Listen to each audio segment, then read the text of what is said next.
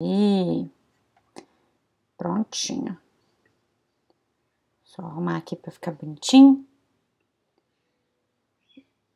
Aí. Vocês conseguiram acessar o vídeo com a gravação no YouTube? Eu sei que não fica muito maravilhoso, mas é o que dá pra fazer, né, povos?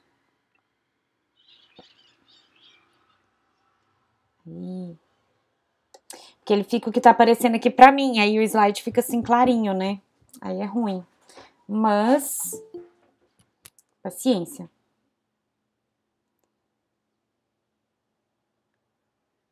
Aí, meu povo, tudo bem?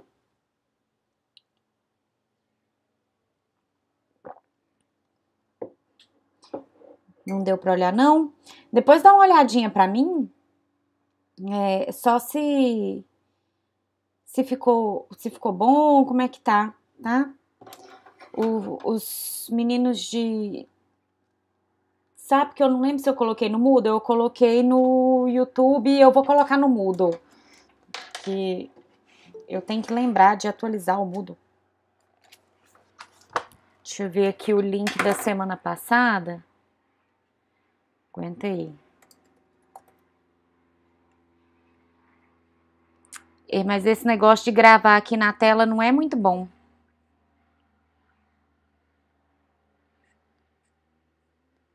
Só que, né, vai fazer. Aqui, achei. Esse é o da semana passada. E aí tem 2 aulas que não estão lá. E essa aí eu vou colocar de hoje também, que aí a gente vai organizando. Tá bom? Depois dá uma olhadinha lá pra mim, por gentileza. Só um comecinho, ver se ficou muito ruim, assim, a tela, o slide. Porque aqui pra mim, ele não tem como eu tirar essa telazinha aqui dele. A menos que eu coloque aqui. Não, mas aí vai ficar esquisito demais. Bom, qualquer coisa aí me fala, viu, povos? Bora lá, meu povo. Parece que não, mas nós temos muito serviço. Hoje a gente começa a falar sobre a proteção dos filhos. A gente vai iniciar o nosso assunto. E aí, na semana que vem, não, porque é o carnaval, né? Agora eu não sei se vai ser feriado, se não vai ser. Se não for, é semana que vem. Se for, é a semana que vem, tá? A gente ainda vai descobrir se vai ser feriado ou não. Mas aí nós vamos nos organizando. De qualquer sorte, na próxima aula a gente vai falar sobre alienação parental e alimentos, tá? Prof, mas não dá pra falar de alienação parental e alimentos, não? Fica muito grande para um dia só e a gente já teve vários outros momentos muito longos, assim, de conversa. Eu acho que não é exatamente proveitoso para nós. É porque a matéria é extensa, né? E a gente precisa ver a jurisprudência. Então, acaba que isso é necessário. Mas eu não gosto, você sabe disso, porque eu não gosto de fazer vídeos muito longos, né? Encontros muito longos, que eu acho que eu perco vocês. Então, a gente vai tentar reduzir um pouquinho a partir de agora que a nossa matéria tá já acabando. Terminando isso aqui, união estável, adoção não entra na nossa matéria, eu vou falar só algumas coisas, assim, alguns pontos bem básicos, porque é matéria de ECA, tá? Matéria de Estatuto da Criança e do Adolescente. Então, não entra aqui para nós adoção, tudo bem? Problemas, meu povo? Problemas sim, problemas não, problemas mais ou menos? Deixa eu silenciar uns povo aqui, porque tá... Silêncio. Fica, eu não sei por que eu silencio todas as notificações, meu WhatsApp fica aqui tocando na minha cabeça. Eu fecho o trem e ele fica aqui tocando. Pronto. Deixa eu encerrar isso aqui. Sai. Pronto. Então tá, meu povo. A adoção é matéria de ECA. Adoção é matéria de Estatuto da Criança e do Adolescente, não é matéria nossa. E aí, se eu for mexer com ECA agora, depois o professor que ficar com uma disciplina fica meio prejudicado, porque aí vocês olham e falam assim, né, a gente já viu isso. E aí, mesmo que já viu, não lembra e sai mal, entendeu? Então, é um encrenca.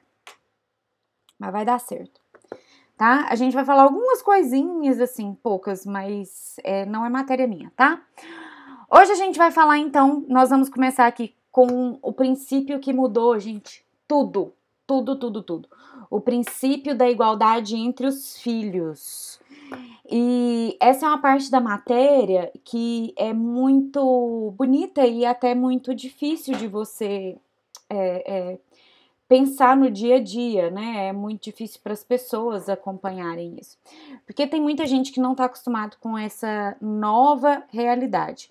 E nova em termos, porque veja, desde a Constituição a gente já tem o princípio da igualdade entre os filhos consignado. Lá, pensa, 1988. O povo que nasceu em 88 hoje já casou, já descasou, já teve filhos, os meninos já cresceram, entendeu? Já tá casando de novo. Então, parece que é muito tempo, mas para uma cultura, de fato, não é. E como você sabe, o povo do Código Civil de 1916 tá tudo aí ainda, né? Então, as dúvidas de uma tradição jurídica tão firme e tão forte, né? Como a Arila está colocando aí para nós, permanecem. É muito difícil você mexer numa cultura. E veja, o legislador do Código Civil praticamente repete o texto constitucional quando ele diz que os filhos, havidos ou não da relação do casamento ou por adoção, têm os mesmos direitos e qualificações, proibidas quaisquer designações discriminatórias relativas à filiação. Quaisquer é quaisquer mesmo.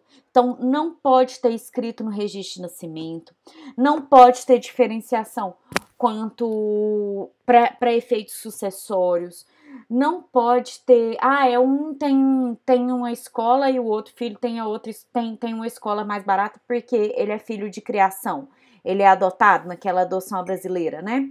Então, não pode fazer isso não pode acontecer. Todos os filhos são a mesma coisa, tá? Porque a gente hoje entende a relação de filiação como uma relação orientada pelo princípio da afetividade. Não é socioafetividade, não, é afetividade mesmo.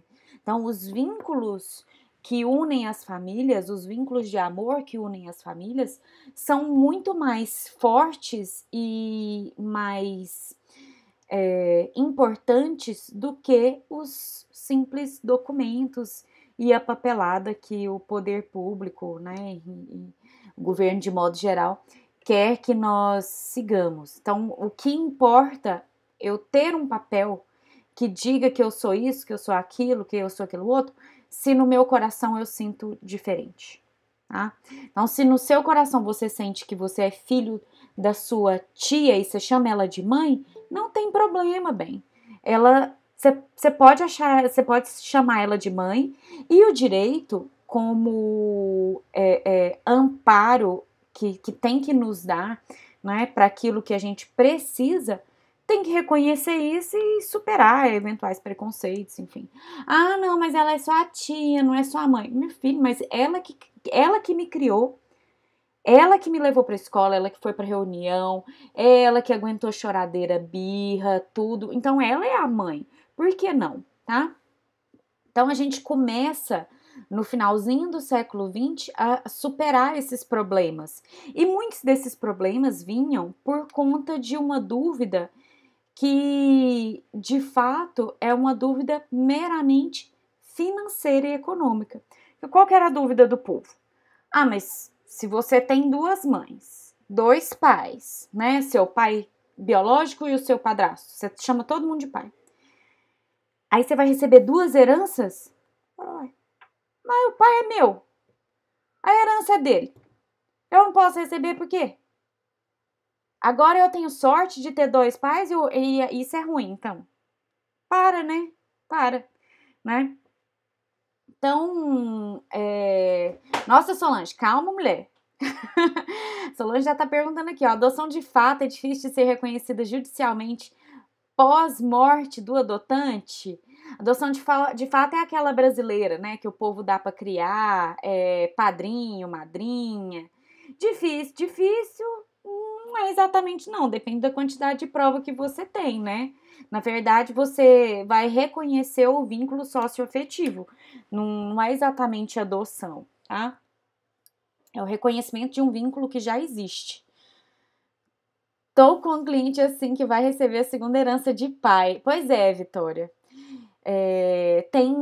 E isso no direito foi um problema imenso. Tanto que o STF que teve que resolver isso, gente. Pensa, tá lá na Constituição a igualdade entre os filhos. O legislador do Código Civil de 2002 vai lá, repete, e a gente ainda fica com dúvida. Nossa, mas porque esse filho aqui é filho de criação. Será que ele é filho também? Filho.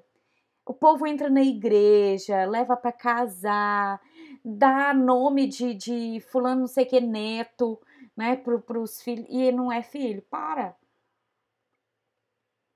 Então a gente começou a superar isso, tá? No finalzinho do século passado para cá. O que é bom. É um sinal de que nós compreendemos, e é isso que o STF falou aqui no julgamento do recurso extraordinário número 860, peraí que eu não lembro os números de cabeça, gente, 898060, tá? Essa aqui é uma decisão paradigma que foi muito, muito importante para nós, e eu coloquei ela todinha, praticamente toda aí, né, a ementa, para que você possa ler depois. Não dá pra gente ficar lendo tudo, mas é importante você ter lido pelo menos alguma vez na sua vida esse texto.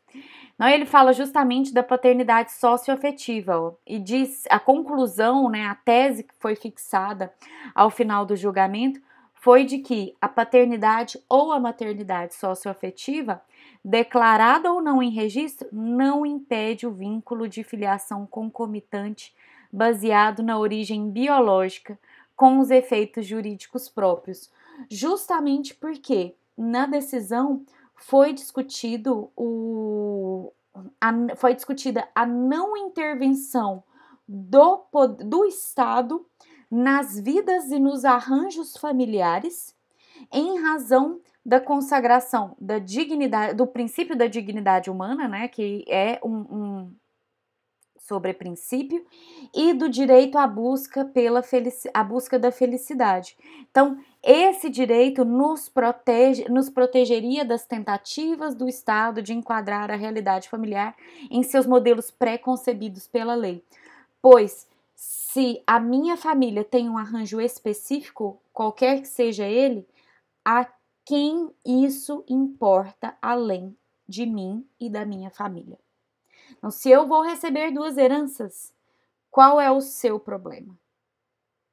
O que você tem a ver com isso? Como isso interfere na sua vida? Entendeu? O cliente da Vitória tá lá, vai receber a segunda herança de pai. E aí, nós vamos ficar aqui com inveja? Né? Não dá. Então, esse conflito era justamente por conta desse caso da Vitória aí, né? O povo, mas não dá para receber 2 heranças. Vai receber 2 pensões? Então, colega, vai receber 2 pensões, velho. Não tem 2 pais? Não tem 2 mães? Vai receber. Prof, mas esse negócio de 2 pais é só no... Tem muita gente que acha que 2 pais, 2 mães é só em caso de uniões homoafetivas. Mas as pessoas se esquecem que tem muitas situações em que avós criam seus netos como mães, tias criam seus sobrinhos como mães, padrastos que criam seus enteados como pais.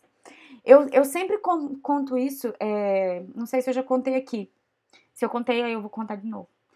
Eu tive uma aluna que me procurou para fazer o divórcio do pai dela. Eu falei, mas seu pai vai divorciar aí você pensa, né?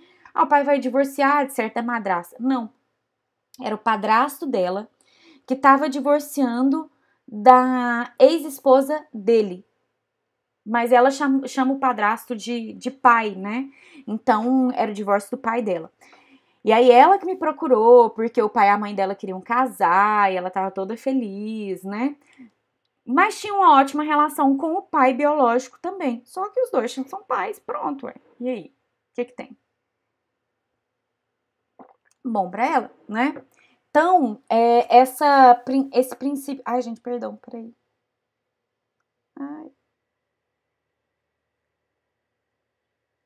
Ai, pronto, acho que resolveu, desculpa. Não, resolveu não. Aí, eu vou ficar aqui piscando aqui um pouco, você vai entender. Caiu não sei o que aqui no meu olho. Vai rindo. Ri dos outros. Mas primeiro ri, né? Da tragédia dos outros. Tô vendo isso aí. Então, pessoal, o que nós temos aqui? Né, esses vínculos de pluriparentalidade, de afetividade e da relação biológica, eles foram reconhecidos e tão logo eles não vão ser esquecidos no nosso ordenamento.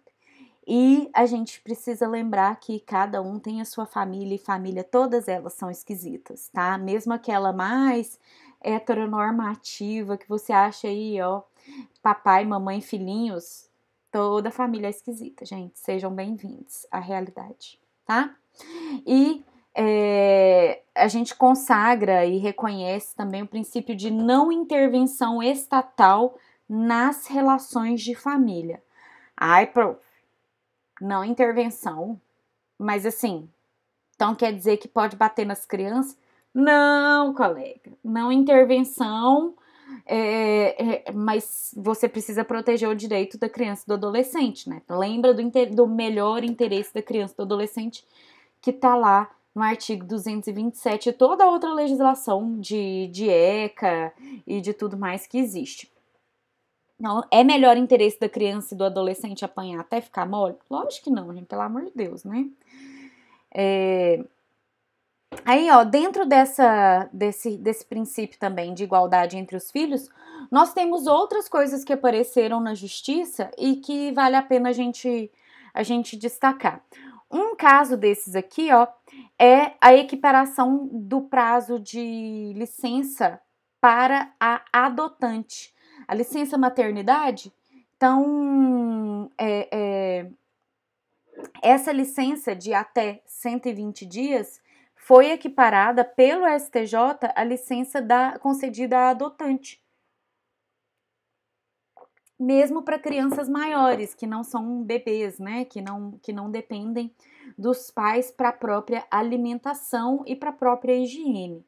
Licença maternidade e licença paternidade são questões de interesse da criança. E aqui o STJ, no entendimento muito sensível, tá? Diz o seguinte, e a Solange colocou aqui, ó, acho que deveria ser maior para adotante. Eu entendo muito seu posicionamento, Solange, principalmente quando a gente lê isso daqui, ó, que trata-se de uma dívida moral do Estado para com menores vítimas da inepta política estatal de institucionalização precoce, ônus assumido pelas famílias adotantes.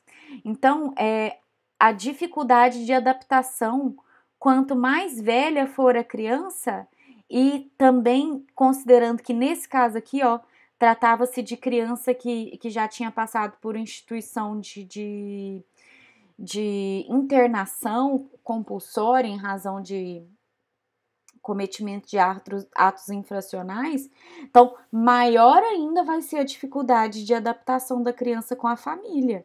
Então, mais direito deveria ter ela a esse prazo de adaptação, prazo de convivência. Né? Afinal, a família adotante está recebendo uma criança que já está grande, com uma história, né, complicada de vida, e É muito mais fácil você adotar um bebê, gente. O bebê não vai nem lembrar. Até os 4 anos, a sua memória, ela é praticamente... A memória que cada um de nós tem, né, da vida do nascimento até os 4 anos, ela é praticamente inexistente. Então, tem gente que tem flashes, né? Cada um, às vezes, tem um flash da sua infância, assim, lembra de uma cena e tudo mais. Mas é raro, não é todo mundo que consegue lembrar. Nem de flashes. Agora, pensa uma criança já grandinha. Lembra de tudo, né? E isso é muito complicado. Por isso, o STJ, que a decisão não é nova, tá? É de 2016, resolveu equiparar esse prazo. Hoje, nas pesquisas, hoje não, porque já tem até um tempo, já nem é um assunto assim tão novo. Hoje fala-se muito sobre a licença maternidade e a divisão desses prazos de licenças parentais, tanto da maternidade para a licença paternidade, como formas de medidas de igualdade de gênero, tá? Porque quando você contrata uma mulher para trabalhar numa empresa, você sabe que eventualmente ela pode engravidar e aí ela vai ficar 4 meses fora, né? No serviço público a gente tem 6 meses.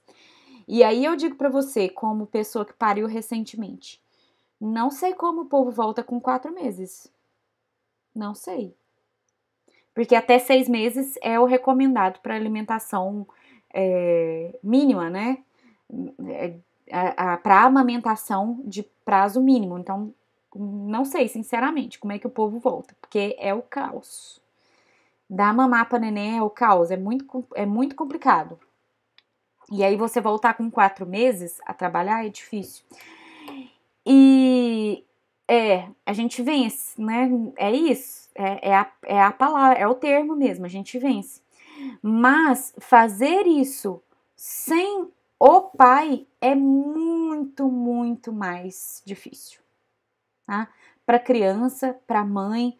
Além disso, a gente cria uma situação de diferenciação que coloca os homens numa posição supostamente mais interessante no mercado de trabalho e tira deles a oportunidade de convivência com os filhos, né? Então, há debate no sentido de equiparar a licença maternidade à licença paternidade.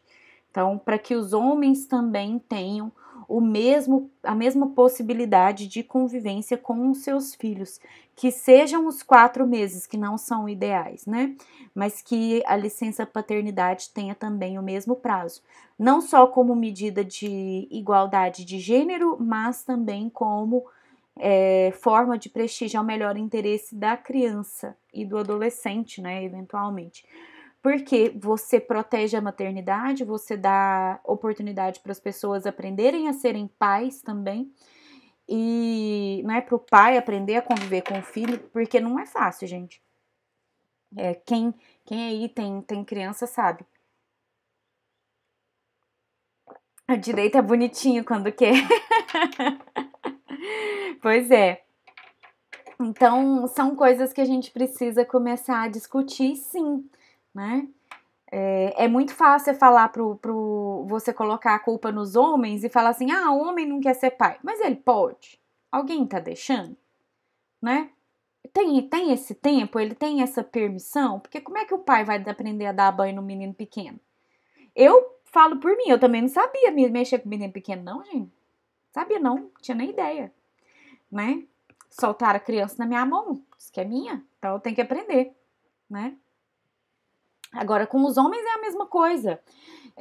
A gente precisa superar essa ideia de que a mulher nasceu pronta para ter menino pequeno. A gente também não sabe, não.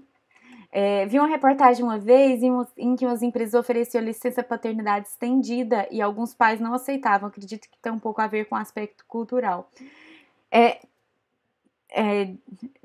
Diz que... Uai, pois é, né? Me deram, é meu. Agora também não deixa embora. Então, de fato, a gente tem muito isso. As pessoas têm medo de entregar suas crianças para os pais, né? Então, muitas mulheres têm medo de entregar seus filhos pequenos para os pais, achando que eles não vão dar conta. É só cultural, é só isso, né? Tem cérebro, braço, mão, capacidade igual a gente, igual a mulher mesmo, né? Igual se fosse gente de verdade. Então, brincadeiras à parte, são reflexões que a pesquisa científica em âmbito jurídico hoje faz, né, para trabalhar, para discutir essa cultura, discutir e rediscutir esses arranjos familiares que são tão nocivos tanto para homens quanto para mulheres, tá? A maioria dos homens nessa pandemia prefere trabalhar na empresa do que no home office, não ficar em casa com a família. Gente, mas ficar em casa, venhamos, convenhamos, ficar em casa com criança pequena é o caos. Porque toda hora quer mexer no computador, toda hora quer apertar um botãozinho, quer pegar o seu telefone. Menina é um bicho difícil.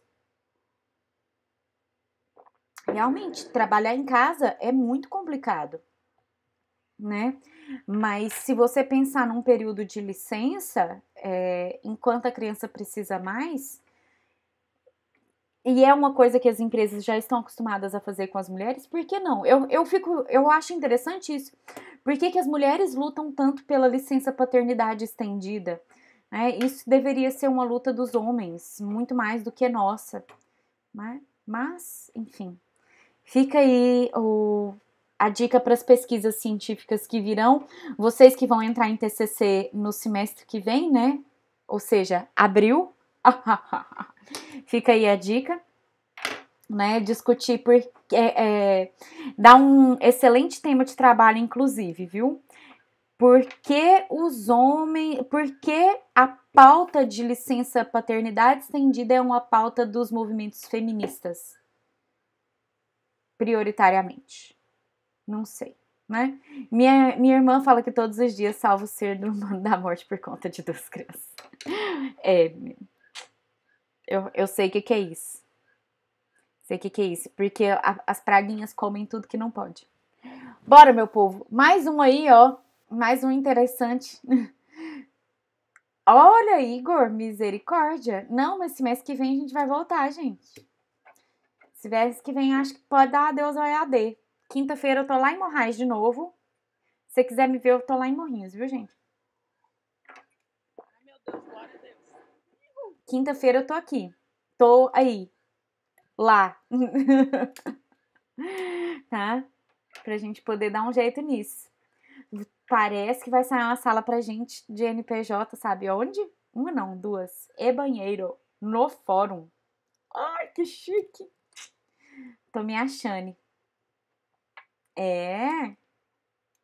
Tô me achando mesmo. Vai dar certo. Amém. E amém. E agora eu quero um prédio, gente. Pra nós. Um prédio só nós. Escrito lá. Bem na porta assim. Curso de direito. Aí, dando tudo certo, eu vou abrir o direito noturno. Torce por nós. Pode ficar iludida, porque eu tenho um plano, tá? Bora, meu povo? Mais um aqui, ó. Ação declaratória de paternidade socioafetiva. Olha que coisa mais interessante. A dúvida do povo. Tanto que o negócio é sério. Quando a gente fala assim, que é difícil a pessoa entender, filhos são iguais. É difícil mesmo. Porque, ó a pergunta. O povo tá aqui, né?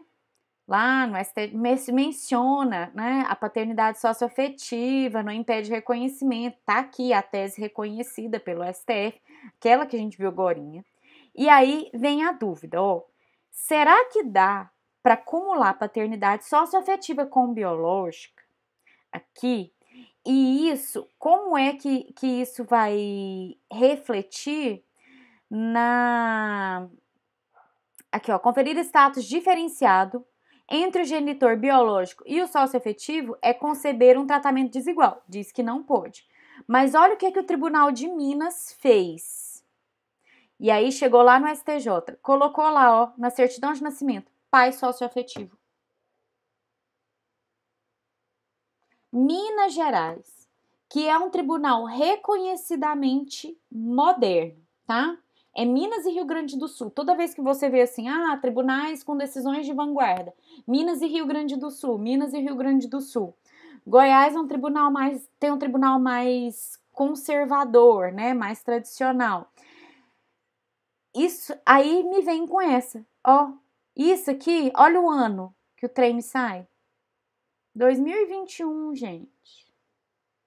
2021 a gente tá mexendo nisso. A decisão do STF é de quando, ó? 2016. Aí vem o TJ de Minas e me pronta uma dessa. Coloca lá na certidão de nascimento. Manda colocar, ó, nos autos da instância de origem, apesar de reconhecer a multiparentalidade, ou seja, eu li a decisão do STF. Em razão da ligação afetiva entre a enteada e o padrasto, determinou pai socioafetivo e afastou a possibilidade de efeitos patrimoniais sucessórios. Pra quê, gente? Isso, a STF já decidiu isso mais que decidido. E aí é só. Depois reclama que os tribunais estão cheios demais, né? De serviço. Aí. Claro. Felicidade de voltar. Volta, mulher, volta. Aí, ó. Mais um aqui, ó. Sucessão que se rege pela lei vigente no momento de sua abertura. Era essa que eu tava lembrando. Eu achei que eu tinha posto primeiro. É o seguinte. A sucessão se rege pelo momento da abertura. A abertura da sucessão acontece quando a pessoa morre. Então, quando a pessoa morre, abre-se a sucessão. Ou seja, vamos ver quem vai ficar com o dinheiro da pessoa que morreu. Entendeu? E quem é que vai pagar essas dívidas, os trem que tiver. E aí, ó, o que aconteceu aqui? Houve uma adoção simples na vigência do Código Civil de 1916. Então, houve adoção no Código 16. Lá no Código de 16 existia essa figura aqui da adoção simples, e aí a jurisprudência até explica para nós que é isso. Ó, as características marcantes eram estabelecer parentesco somente entre o adotante e o adotado e vedar o estabelecimento de direito de sucessão entre o adotado e os parentes do adotante. Era quase o que o Tribunal de Minas queria fazer aqui, ó. Veda os efeitos patrimoniais. Então, é o negócio do Código Civil de 1916. Aí você entende por que o ser humaninho tá fazendo isso aqui em Minas Gerais, né? Que ele tá lá em 1916 ainda. E aí, qual que era a dúvida do povo?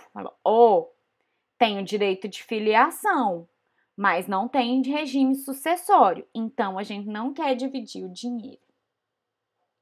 Só que a pessoa morreu, a pessoa, né, que está sendo sucedida, a pessoa morreu no Código Civil de 2002. Qual que é a legislação que vale? É a lei do momento da abertura da sucessão. Então, se ela morreu no Código Civil de 2002, se ela morreu na Constituição de 88, essa é a legislação que vale, filho. Não importa se a adoção foi de 1916. E detalhe, tá? Deixa eu ver se eu apaguei aqui. Apaguei. Bocoió. Apaguei. Mas aqui, tinha escrito aqui, a pessoa morreu em 2012. Tá? A pessoa desse caso aqui morreu em 2012. Não era nem só na Constituição de 88. E o povo tá aqui falando que porque a adoção foi na legislação de 1916. A legislação de 1916 pode ser 2001. Tá?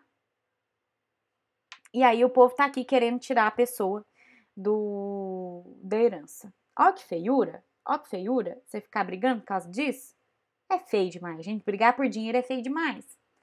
Né? Principalmente brigar com o irmão. Aqui era briga entre irmãos. Um irmão querendo tirar o outro. É feio demais. Isso. Feio é o advogado. Mas a pessoa anda até ela achar um advogado que faz, né, Arila? Infelizmente.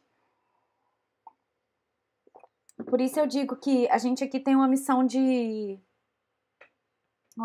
vida, né? Porque o judiciário acaba sendo congestionado por conta dessas peças raras. Nem sei se é falta de ética, tá, Arila? Porque às vezes nem é. Eu mesma tenho um processo que eu fiz um divórcio e a gente estava discutindo, eu fui obrigada a discutir no processo o momento de encerramento do vínculo conjugal, né? Porque o casamento já tinha terminado há alguns anos e eles estavam morando na mesma casa. Só que eles não conversavam. Quem fazia conversa era a empregada. Inclusive morava lá. Uma casa muito grande, tá? Uma família muito rica e tal. Casamento de 30 anos, já tinha 3 anos que eles estavam nessa, porque ninguém propunha o divórcio. Que eles estavam com uma briga patrimonial. E aí a gente foi discutir o encerramento do vínculo conjugal. Só que quem advogava para outra parte era a irmã dela. Quem estava advogando para a mulher era a irmã dela. E a irmã dela, na verdade, é penalista. Ah, que maravilha. Me veio com uma peça gigante, cheia de baixaria, cheia, falando que no dia que ela propôs a ação é que acabou o vínculo conjugal. Eu falei, ai, lá vou eu ter que juntar um monte de jurisprudência desnecessária. Então, às vezes nem é falta de ética, é falta de saber mesmo. Que aí o advogado pega o trem, ele não sabe, ele faz. Porque é o irmão, é o parente, isso dá um trabalho. Mas paciência, né? Enfim. Problemas aqui, crianças? Problemas não? E aí, ó, nós temos aqui os casos de presunção de filiação. O legislador civil traz isso no Código Civil. E aí tem lá, filhos concebidos na constância do casamento são presumidamente do pai, né? E aí tem até esses prazos, né? Quando 180 dias depois da convivência, então é seu filho. 300 dias depois da dissolução da sociedade conjugal. Então, teve a separação, entendeu? Até 300 dias, o filho é presumidamente do pai. Fecundação artificial, mesmo que falecido. A qualquer tempo, quando se tratar de embriões excedentários, não é embriões já fecundados, né? FIV, faz a FIV, fica lá. Havidos por inseminação artificial, não sei o quê. Isso tudo aqui, ó, o 1597 e os artigos demais está superado hoje. Porque hoje a gente tem uma coisa que é muito maravilhosa, que chama o quê? DNA. DNA resolveu todas essas bobeiras. Precisa disso aqui mais, ó. 300 dias, 1000 dias, 1 milhão de dias. Não importa, meu filho. Tá cheio de casos de flashback aí. Cheio, lotado de gente com flashback. Muito mais de 300 dias. Tem flashback aí que leva anos de flashback. E você vai falar que não é filho? Para, né? Tem casamento que fica muito mais estável depois do divórcio, inclusivemente, né? Chuta o balde, busca o balde. Nesse padrão. Então, hoje, a gente resolve tudo com o DNA, gente. Esse negócio de presunção de filiação. A presunção de filiação, hoje, ela acontece no caso da ação investigatória, nessa hipótese aí da súmula 301 do STJ, que é a súmula que todo mundo que não quer pagar a pensão tem medo. Por quê? Quem não deve, não teme. Então, se você não deve, se você tem certeza demais que você não é o pai, vai lá e faz o exame. Porque se você não tem certeza, você não quer fazer o exame, é que você acha que você pode ser o pai e não quer pagar a pensão, entendeu? Então, vem a súmula 301, que diz que quem não deve, não teme. Ou seja, em ação investigatória de paternidade, a recusa de suposto pai a submeter-se ao exame induz a presunção relativa, presunção iuris tantum de paternidade. Relativa por quê? Porque pode muito bem fazer o exame e descobrir que é o pai, entendeu? Por isso a presunção é relativa e não absoluta. Porque você pode muito bem fazer o exame, certo? Difícil isso daqui? Então você tem que ficar preocupando com esses prazos? Não, mãe. Meu filho, dane-se os prazos, né? Isso aí vem em 2002 já superado. Ai, prova, mas o exame de DNA é muito caro. Foi muito caro. Foi. Hoje existe, inclusive, possibilidade de fazer o exame de graça, tá? E o exame passa no cartão, custa 200, 300 reais e ainda parcela. Eu já vi exame de 150 conto. Parcela no cartão em 6 vezes. Viu? Foi o tempo que exame de DNA era caro. Ainda passa o programa do ratinho na televisão? Ainda passa aqueles DNA? Passa? Pois é. Os tribunais de justiça fazem estranho de graça. Não precisa mais ir no ratinho para fazer DNA. Viu? Se for, é só pelo show mesmo. Eu nem sabia que passava. Nossa Senhora. Oi?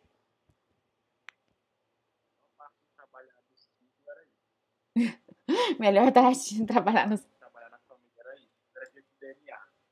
Uma mulher chegou lá. Conta? É sua filha sim, ela é a sua cara. Ela é a sua cara. A sua mãe mesmo falou que nem precisava de teste de DNA. Nada. E eu no computador só ouvindo. Beleza. Aí abriu o teste, né? Não é o pai. Aí ela ficou tipo a Chiquita. Ela, mas eu pensei que era. Menina, eu tô com um caso agora que tá assim. Me apareceu no final desse ano. O cara reconheceu. O cara tinha. A moça engravidou e contou pra. E aí foi contar pra ele, né, pro meu cliente. Depois que eles terminaram. Ele, não sou o pai, não sou o pai. Ela é o pai, é o pai, é o pai. Ah, e ela grávida. E aí, ele é enfermeiro. Então, ele não quis fazer o DNA enquanto ela estava grávida, porque pode haver prejuízo para a criança, né? O teste DNA, enquanto a pessoa está grávida, ele é perigoso para o bebê. Então, não dá para ficar fazendo assim DNA toda hora, né? Aí, beleza. Não fez DNA, não.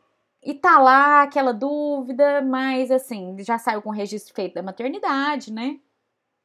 Tudo certo. Quando passou um tempinho, ele ficou sozinho com o neném, levou o neném, ele mais a mãe dele. Ele foi e levou o neném para fazer o teste de DNA. Por quê? Ele já tinha a dúvida, né? Aí ela foi falar pra mãe dele, né? Que enquanto eles estavam juntos, teve uma semana que eles ficaram mais separados. E ela andou passeando com um rapaz diferente. E aí, mas que ela tinha certeza que o filho era, né, do registrado pai. Menino, ele ficou sozinho com esse menino, mas na primeira oportunidade levou o menino pra fazer o DNA. Adivinha? Não é o pai. Não é o pai. Menininho com um aninho de idade só. Ele ficou muito possuído, porque ele é daquelas pessoas que nunca quis ter filho. E sempre deixou isso muito claro.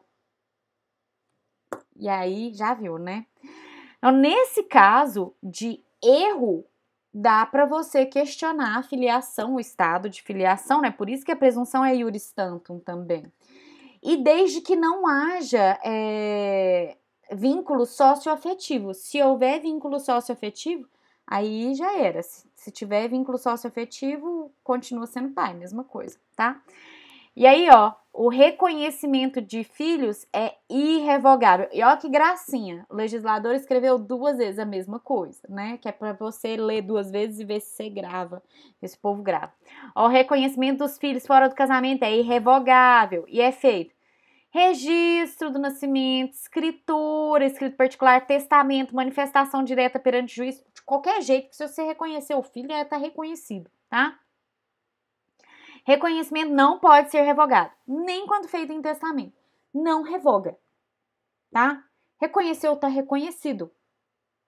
Ah, professora, mas eu escrevi lá na matrícula da escola que eu era o pai e aí tá valendo. Claro, bebê. Vínculo socioafetivo tá reconhecido e é irrevogável.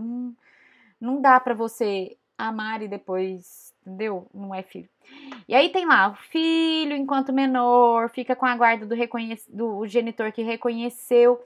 Só que aqui, se ambos não reconhecerem, não houver acordo, isso daqui, no fim das contas, o que conta, o que vale é o melhor interesse do menor, tá?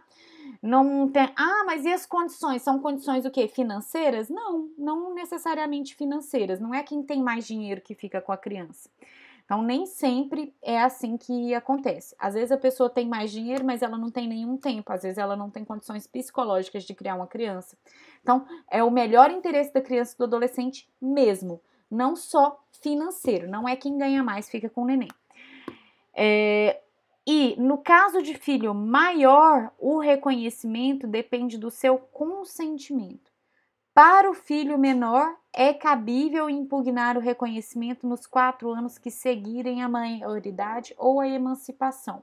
Exemplo, namorado da mãe vai lá e fala assim, não, eu dou o meu nome para o seu filho. Fica 1 ano namorando, a criança é reconhecida lá com seus 8, 10 anos, fica 1 ano namorando, tá lá, menino com o nome do ser que ele nunca mais viu na vida. Que quis dar prova de amor, parecer pros outros e nunca foi pai de verdade. Você vai ficar lá com o nome dessa praga no seu registro, que você não sabe nem onde anda, e que se não fosse o Instagram e o Facebook, você não ia ter nem notícia, né? Então, é possível que você peça a retirada do nome da pessoa do seu registro. Você mesmo, né? Depois que você vira maior, você tem 4 anos para fazer isso, tá bom? Que mais aqui? E qualquer pessoa que tem interesse pode contestar a ação e investigação de paternidade ou de maternidade. Quem pode ter interesse? Exemplos. Interesse financeiro, gente. Outros filhos que também recebam pensão, ascendentes, não sei, qualquer um, tá? Qualquer um que esteja aí na linha de sucessão pode ter interesse. Tá? Irmãos principalmente, tá? Aí o povo vai lá e contesta. E aí a gente tem aqui algumas questões processuais, né? A sentença que julgar procedente produz os efeitos do reconhecimento. Aqui mais poderá ordenar que o filho se crie, se eduque fora da companhia dos pais, daquele que contestou a qualidade, né? Então, se eu vou lá e entro com a ação negatória de paternidade, também não quero ficar com esse pai, né? Então tem jeito. O que não significa que a pessoa fica livre da obrigação de contribuir, tá? Isso aí é alimentos, depois a gente vai falar na semana que vem ou na que vem, depende se tiver feriado ou não. Filiação materna ou paterna pode resultar de casamento declarado ou nulo. E isso aqui é um negócio que ficou aqui meio que esquecido, né? No Código Civil de 2002, pois gente, vocês estão escutando a Lara chorar? Tá escutando? É porque, assim, ela tá passando por um momento traumático de troca de fralda, não quer trocar de fralda. E é muito difícil isso na vida da pessoa. Parece que tá apanhando, né? Mas não, tá só trocando a fralda dela. É tenso, porque ela acha que ela vai dormir, tá trocando a fralda pra pôr ela dormir. E, na verdade, meio que é mesmo. Só que aí ela fica de jeito, não quer dormir. Tem que brincar, porque se dorme, aí acaba tudo, entendeu? O mundo acaba. Tenso. Sai correndo, exatamente, Solange. Difícil. Não, ela corre, você vai ver, você para igual uma mágica o choro. Bora, meu povo, vai dar certo. Faz qualquer coisa pra tirar o seu... Pois é, tá vendo? Você não deu valor, não deu valor. Bora, meu povo. Aí aqui, ó, isso aqui ficou meio esquecido, porque, poxa, se desde 88 os filhos são iguais, têm os mesmos direitos, não sei o quê, pra que a gente tá aqui preocupado com o filho do casamento putativo?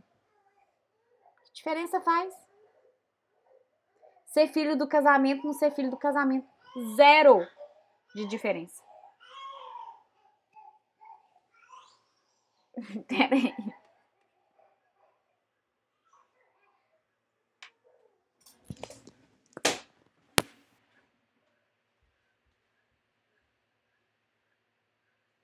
O povo já tá perguntando o que essa menina tem. É só uma fraldinha.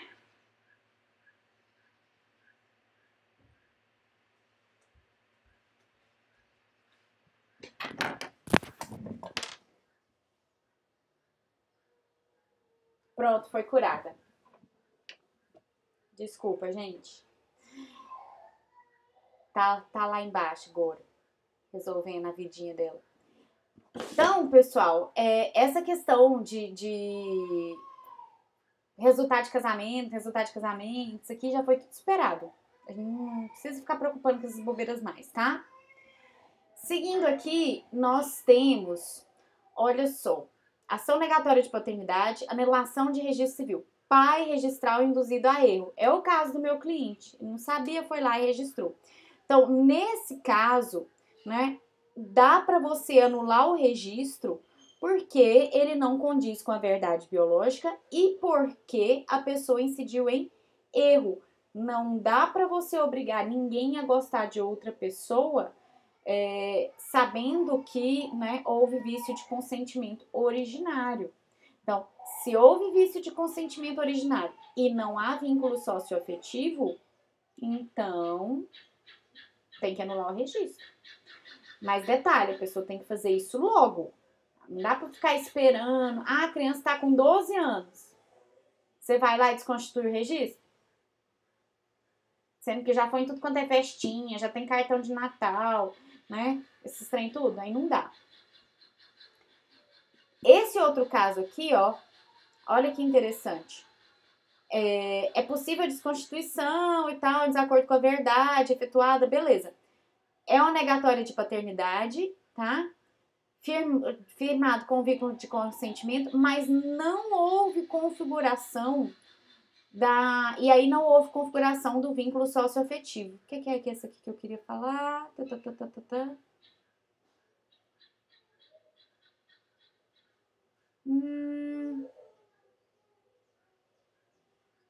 Ausência de afetividade, tá. Essa aqui deu procedente. Cadê o outro que eu tinha pego aqui e que o cara sabia? Ah, acho que era esse aqui mesmo. É aquele caso da pessoa que vai lá e mesmo sabendo que ela não é filha, vai lá e registra, tá? Deixa eu ver qual que é. Ah, esse aqui, ó. Aí, ó, não era casado, acolheu como filho quando poderia presumir a inexistência do liame biológico. Não era casado, sabia que não era filho, então lógico que não é seu filho. Vai lá e reconhece, não podendo pretender a desconstituição do vínculo parental. Se você foi pedir para reconhecer a filiação, sabendo que o filho não era seu, você não pode desfazer isso. Quem é que pode? O filho. O filho pode. Você que foi lá fazer anarquia na vida das pessoas não pode não, tá? E outro caso interessante aqui, que ficou bem famoso, é esse, tá? Eu não tenho a jurisprudência dele inteira, mas olha só. Ação de retificação de registro civil para inclusão do sobrenome do padrasto e exclusão do sobrenome do pai biológico. Sabe aquele pai biológico que não é pai coisa nenhuma? Aquele que você olha no registro lá e você pensa assim, que desgosto. A única coisa que fez boa pra mim foi dar o material genético e mesmo assim eu ainda tenho umas lembranças aqui que não são nada agradáveis. Então, nesse caso, e ó de onde vem, gente? Ó que surpresa boa. De onde vem isso? TJGO, tá? Isso aí ficou muito famoso na época, porque o Tribunal de Justiça do Estado de Goiás deferiu a exclusão do sobrenome do nome do pai biológico do registro civil, porque se tratava de uma situação de violência, de um caso muito, muito doloroso, tá? Para as partes, e aí deu para tirar o nome do pai biológico e colocar o nome do padrasto como pai. Porque o padrasto esse era o pai de verdade, tá? Então, tá aqui, depois tem uma discussão processual e tudo mais, né? E aí, mas a questão foi resolvida assim. Então, tem a discussão de litisconsórcio e tudo mais, mas veja o tanto que isso é importante. Porque imagine a dor da pessoa que cresce e toda vez que ela entrega o documento, ela vê o nome daquela pessoa que ela não gosta nem de lembrar que existe. Né? Então, o direito hoje pensa nisso também. É bom, né? Parece, nós estamos evoluindo. E aí, aqui nós temos a questão do poder familiar, né? Que antes a gente chamava de pátrio poder. Pátrio poder porque é o poder do pai. A mãe não tinha poder nenhum, né? Então, hoje a gente fala em poder familiar. Os filhos estão sujeitos ao poder familiar enquanto menores. Então, durante o casamento, a união estável compete aos pais. Na falta ou no impedimento, um deles exerce com exclusividade. Divergindo, vai para o juiz. Opa, peraí, que ficou um aqui sem. Aguenta. Aqui. Filho não reconhecido pelo pai fica sob o poder da mãe. Se a mãe não for reconhecida, dar-se ao tutor do menor, né? Então, em instituições de acolhimento, né? Tem o tutor apontado judicialmente. A separação e o divórcio não interferem no poder familiar, e era uma dúvida, isso aqui tá aqui, gente, porque antes interferia, tudo isso no Código Civil de 1916 interferia. Eu perdi o filho, porque eu que pus o chifre, eu perco o poder, eu perco o pátrio poder, né? Eu fui infiel, eu abandonei o lar, hoje tudo isso está superado. A relação entre os pais não interfere na relação entre os genitores e os seus filhos. Isso hoje já foi superado. E o que é isso aqui, poder familiar? Dirigir criação, educação, exercer a guarda, consentimento para casar, para viajar, para mudar, quem é que nomeia o tutor, né, em testamento, representação, e buscar os meninos, se alguém pegar esses meninos, e exigir obediência, respeito e os serviços próprios da idade e condição. Então, isso aqui foi acrescentado, não lembro se foi 2014, deixa eu até conferir aqui no código. Artigo 1634. Eu achei uma bobeira incluir, mas o povo acha que precisa, né? Cadê? Aqui, foi 2014. Isso foi incluído aqui em 2014, tá? Esse negócio de os serviços da idade e condição, porque tinha gente que falava que você não podia mandar um menino lavar uma vasilha, entendeu? Arrumar a cama. E foi virando uma lenda de tal vulto que o legislador teve que incluir no texto legislativo para a sociedade ficar mais calma, sabendo que pode mandar os meninos arrumar a cama, entendeu? Mas nunca deixou de poder. É mais uma coisa que... É mais uma lenda urbana que jornalista cria, né? Que a TV cria, e que depois a gente tem que resolver isso daí na legislação, tá? Mas, enfim, agora tá aí, né? Exato, essas interpretações erradas do direito, o povo começa a repetir por aí e fica parecendo que é verdade. Aí o legislativo acaba colocando esse negócio no texto. Ruim pra você que tem que ficar estudando isso por conta das fofocas dos jornalistas, tá? E aí a gente tem aqui, extinção do poder familiar. Quando é que acaba o poder familiar? Com a morte, com a emancipação, maioridade, adoção e decisão judicial na forma do 1638, que daqui a pouco a gente vai ver. Prof, o que a Bruna Marquezine tá fazendo aí? É porque eu só lembro dela desse jeito, gente. Eu não lembro que ela já não tem mais poder familiar sobre ela, entendeu? Assim, ela já emancipou, já tá grande, já. Eu só... Toda vez que o povo fala da Bruna Marquezine, eu lembro dessa menininha chorando nas novelas. Pois é. Tem nada a ver, né? Mas, enfim, eu lembro disso, aí eu ponho aí. Prove esse negócio do 1638 aí, decisão judicial. Deixa eu grifar aqui de amarelo pra ficar bonitinho, né? Então, por decisão judicial, também é possível extinguir o poder familiar. E esses casos são aqueles casos tristes que, infelizmente, a gente vê, tá? De abuso de autoridade, de criança que apanha e tudo mais. Então, no 1637 a gente tem aqui, abuso de autoridade, faltando aos deveres, arruinando os bens dos filhos. Então, o juízo a partir de requerimento de algum parente, tá vendo aqui? Tá falando mãe, tá falando irmão? É algum parente, bem. Ou do MP tem que adotar uma medida para a segurança do menor e de seus bens também, suspendendo o poder familiar. Se diante da suspensão, né, do poder familiar reiterada, é possível que haja inclusive a perda, a extinção do poder familiar, nesses casos aqui, ó. Então, a legislação vinha até o inciso, até 2018, vinha até aqui o inciso 4º, tá? Então, castigos imoderados, deixar o filho em abandono, atos contrários à moral, aos bons costumes, incidir nas faltas previstas no artigo antecedente. Então, reiteradamente, suspende-se o poder familiar também é possível. E aí, eu quero só destacar para você uma situação interessante, que daqui a pouco eu leio, tá? Daqui a pouco eu leio, Solange, aguenta aí. Uma situação interessante, assim, quando eu fui procurar essa foto, eu tava procurando uma foto mais ou menos essa aí mesmo, que eu achei, né? Algo mais, menos direto.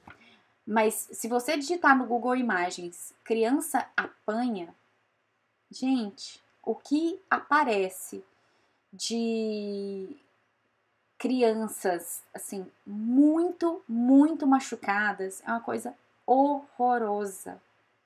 Horrorosa, tá? Teve um caso lá, assim, o menininho levou 50 chibatadas, gente. Assim, é terrível o que as pessoas fazem com as crianças por aí.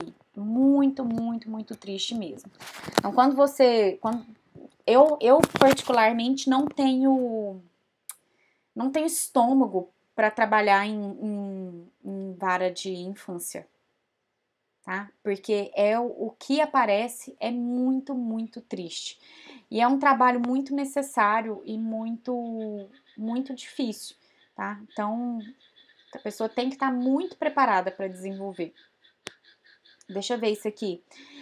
Passados quase 20 anos do assassinato, João diz sofrer constrangimento e ser fulminado por olhares desconfiados todas as vezes que precisa apresentar um documento em que consta o nome de seu pai. Tenho vergonha, disse a justiça em uma ação na qual pede anulação da paternidade. A coluna teve acesso às informações do processo. Que caso é esse? Deixa eu ver aqui. Ah, dos irmãos Cravinhos. Aquele, filho do namorado da Suzane, tinha 3 anos quando te mataram. Bom que eu tô abrindo aqui que aí grava, né? Diz filho de Christian Cravinhos. Ai, sai propaganda. Crime causou grande comoção. Mais de 20 anos. Uhum. Aí conseguiu mudar o sobrenome por decisão judicial. Agora não apenas quer retirar os dados do pai de todos os documentos, quer revogar qualquer dever jurídico da relação pai-filho. Abre mão, inclusive, de receber pensão ou eventual herança. É isso mesmo. Esse é o caso, justamente, Solange, de possibilidade de retirar o nome do pai biológico do registro, tá? Porque o princípio lá do... Peraí que eu vou compartilhar aqui com vocês. A minha Constituição, aguenta aí.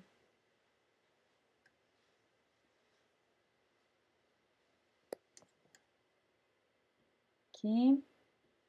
Um segundo. Tá? Aqui, ó.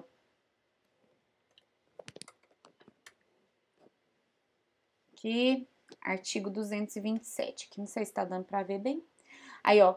É dever da família, da sociedade, do Estado assegurar à criança e ao adolescente, ao jovem com absoluta prioridade, o direito à vida, saúde, alimentação, educação, lazer, profissionalização, cultura, dignidade, respeito à liberdade, à convivência familiar e comunitária, além de colocá-los a salvo de toda forma de negligência, discriminação, exploração, violência, crueldade e opressão.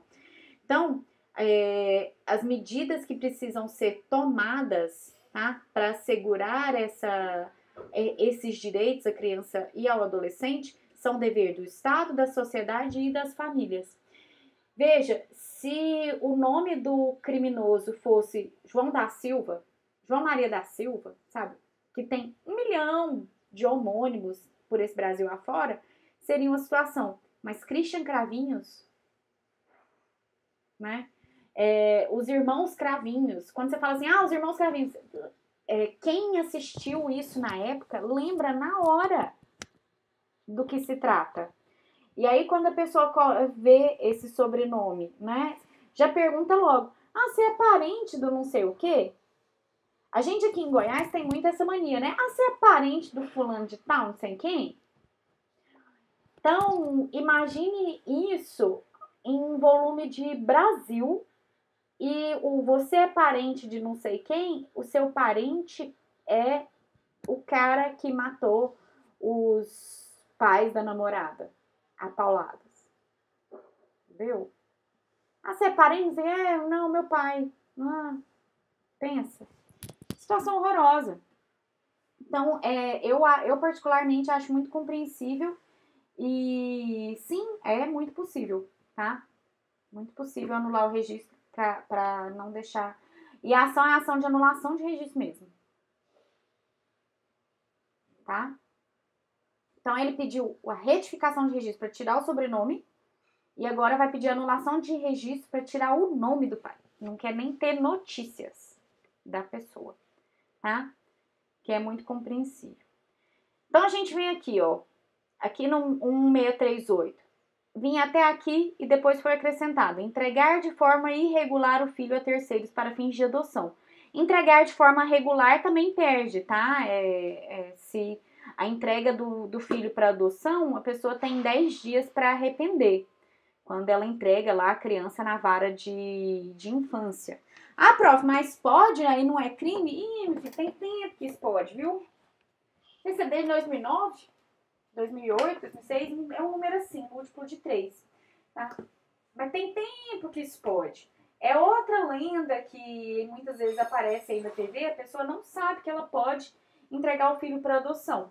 E isso é terrível, terrível, porque como a pessoa não tem conhecimento da entrega voluntária em vara de infância, muitas vezes as mães em situação, né, de desespero deixam seus filhos abandonados aí no lixo, né, enfim. E é muito, muito triste o que existe de crianças que são encontradas aí jogadas no lixo por aí, né? Por conta de desconhecimento e de falta de discussão a esse respeito, né? As pessoas não sabem que elas podem entregar os filhos legalmente para adoção. A entrega irregular, ou seja, eu dei meu filho para outra pessoa criar, né? Então, também é causa de perda de poder familiar, desde 2018, tá? Esse aqui que é a novidade. Entregar filho para adoção legalmente, esse não é novidade não, já tem tempo. Para nós, novidade é só esse último aqui, viu? E aí tem um parágrafo único que fala na perda por ato judicial do poder familiar. Isso aqui, todos esses casos, homicídio, feminicídio, crime contra a dignidade sexual, tanto do outro genitor quanto da própria criança, isso aqui o povo do crime já tinha isso aqui, não tinha? Tinha isso aqui no crime.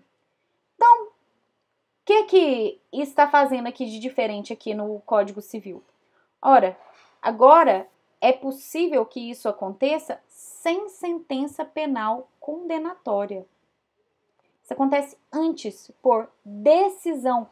Ato judicial tem que ser sentença? Pode ser decisão. Então, decisão nocível. Então, antes de sentença penal condenatória, nocível dá para extinguir o poder familiar. Isso aqui foi importante, tá? Isso aqui foi bem importante. Estupro de vulnerável, homicídio, feminicídio, essas coisas todas. Então, já resolve logo essa situação. Porque aí, lá vem para poder se livrar de uma condenação criminal, muitas vezes as pessoas entravam em juízo para discutir guarda, discutir convivência e obrigar as crianças a conviverem. Mesmo com supervisão né? Mesmo com visitas supervisionadas em conselho tutelar, então, eu quero visitar meu filho. Não, então deixa visitar no conselho tutelar. Você vai pôr a criança que foi estuprada para visitar esse genitor, essa genitora, no conselho tutelar, enquanto não transita a sentença penal condenatória, enquanto não tem essa sentença criminal, só porque o ser tá tentando escapar aí, inclusive dessa condenação. Olha, não, gente. Depois a pessoa, se ela for dada como inocente, ela que lute, né? Então, na dúvida, o juízo civil já tem a possibilidade de resolver esse problema logo, tá? Então, foi uma mudança importante, diferentemente daquelas que, por vezes, aparecem só para inglês ver, né? Mas isso aqui foi uma coisa interessante que o nosso legislador de 2018 aí fez, tá?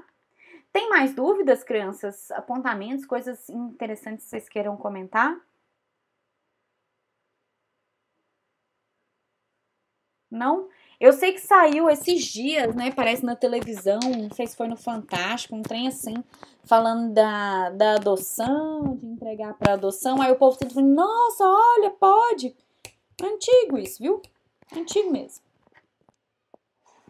Agora eu não lembro se é 2006, se é 2009, mas não é novidade para nós, não. Tá no ECA faz algum tempo. Viu? Que pode entregar a criança para adoção, não precisa jogar no lixo. Não é abandono de incapaz. Vocês sabem disso melhor do que eu, né? Que vocês prestam atenção na aula de penal, né? Aquelas bobagens que o Denis fala para vocês. Problemas, crianças? Dúvidas, perguntas, questionamentos, indagações, apontamentos, solicitações? Temos? Se não temos, a gente para por aqui. Aí, ó, o filhotinho de gente. Ah, que bonitinho, esse filhotinho de gente. Temos, não temos? Opa. Ah, agora que eu vi aqui, ó. Agora que eu vi. Entregar para doação? Adoção, mulher. É difícil? Em tese, não, Rebeca. Em tese, você procura a vara de infância. Aí, nessa matéria não é minha, não. Você procurar a vara de infância, mesmo durante a gravidez, é possível fazer isso. Procurar a vara de infância e juventude e manifestar o desejo de entregar a criança para adoção, assim que ela nasça, tá? Aí, deve haver um acompanhamento psicológico da mãe, né, em razão da proteção à maternidade e à gestante também, que é determinada pelo ECA. Só que, infelizmente, muitos lugares, muitas pessoas não estão preparadas para trabalhar com isso. Por quê? Chega a mãe lá querendo entregar a criança para adoção, aí a pessoa vai convencer a mãe a não fazer isso. Sem nem saber por quê, o que é que está acontecendo. Ah, mas você já tem outros filhos, você vai amar a criança quando ela nascer. Gente, tem casos horríveis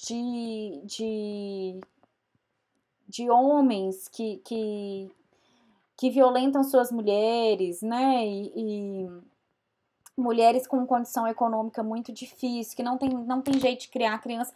E às vezes, pensando no melhor interesse da criança, elas querem entregar a criança para adoção. Né? E você sabe que a criança, um bebê tem muito mais chances de ser adotado do que uma criança já grande. Né? Para que pensando no melhor interesse da criança, muitas vezes a mãe quer entregar a criança bebê para adoção e não esperar que ela cresça e ela não consiga criar, tá? Então, é difícil porque as pessoas não aceitam que as mães possam ter essa racionalidade. É uma discussão necessária, né? Não só para condições econômicas, mas condições psicológicas também, tá? E aí, dentro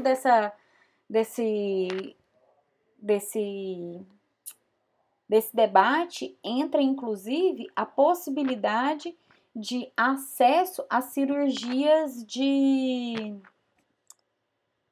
Ah, laqueadura. Antes dos 25 anos você não pode fazer laqueadura. Se você não tem pelo menos 3 filhos, não pode fazer laqueadura. Mas o Estado vai ajudar você a criar esses 3 meninos? Em que condições? O marido tem que concordar. Hoje já tá superado esse negócio do marido concordar, viu, Vitória? Graças a Deus tá mais ou menos superado. Tá mais ou menos superado. Você tem que entrar na justiça. Mas... Gente, é absurdo. Absurdo. O marido tem que deixar. Filha, ele que vai carregar a barriga. Para, né? Então, todas essas discussões entram dentro dessa linha de pensamento sobre igualdade entre os filhos, proteção à maternidade e tudo mais. Mas, infelizmente, essa matéria ela não é nossa mesmo. É uma matéria que você discute em ECA, tá? E é muito interessante essa questão da adoção e tudo mais. Eu fico achando ruim de entrar na matéria dos outros, mas tem hora que eu sei que não tem jeito, né? Prova, a gente pode pesquisar isso no TCC? Claro. Claro que pode. Só tem que tomar cuidado com esses temas que já estão mais ou menos batidos. Não sei. Não sei, Arila. Eu vou ver se eu deixo isso pra Bebel, porque ela tem atuação em vara de infância, né? Então, a Bebel mexe muito no processo de adoção, ela tem esse trem.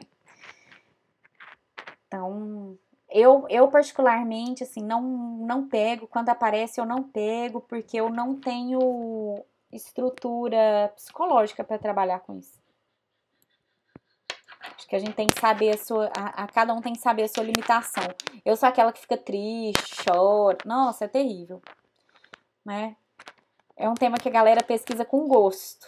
Pois é. E quanto mais a gente pesquisa, Rebeca, mais precisa de gente para pesquisar, porque é o tipo de tema que, gente, vocês precisavam da palestra disso nas igrejas, sabe?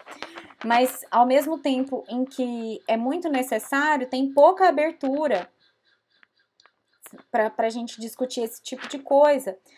Porque você vai numa igreja falar de entregar a criança para adoção como medida de amor, né? As igrejas brasileiras, pensa. Pois é, visitar um orfanato. Assim, quando eu era adolescente, a gente fazia um trabalho eu participava de um grupo de teatro que visitava os orfanatos, né? E aí a gente fazia peça de teatro lá para as crianças dos orfanatos. Justamente por isso que eu não trabalho com isso. Porque é uma realidade muito, muito triste. Quem mexe com famílias e trabalha em igreja e trabalha com adoção, gente, tinha que ser obrigatório a gente visitar um orfanato, tá? Tinha que ser obrigatório. Eu não sei, eu acho que a gente precisava de um projeto, de uma iniciativa de extensão para trabalhar com isso, tá?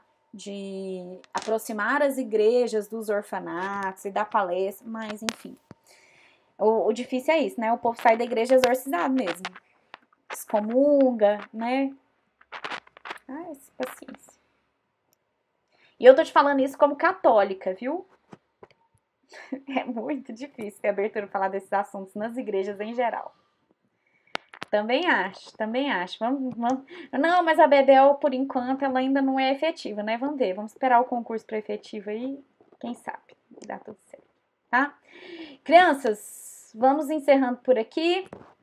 Beijo para quem é de beijo, juízo para quem precisa, para quem não precisa, guarda e usa quando for necessário. Até a próxima, que a gente não sabe que dia que vai ser. Mas eu aviso. Beijo, beijo, beijo.